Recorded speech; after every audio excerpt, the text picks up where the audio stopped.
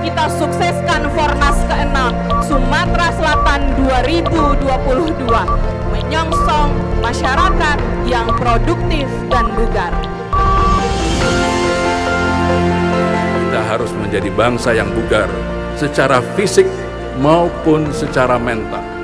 Dalam 100 hari menjelang 1 Juli sampai dengan pelaksanaan dan akhir pelaksanaan Fornas 6 2021 ini akan terselenggara dengan baik dan menghasilkan sesuatu yang baik.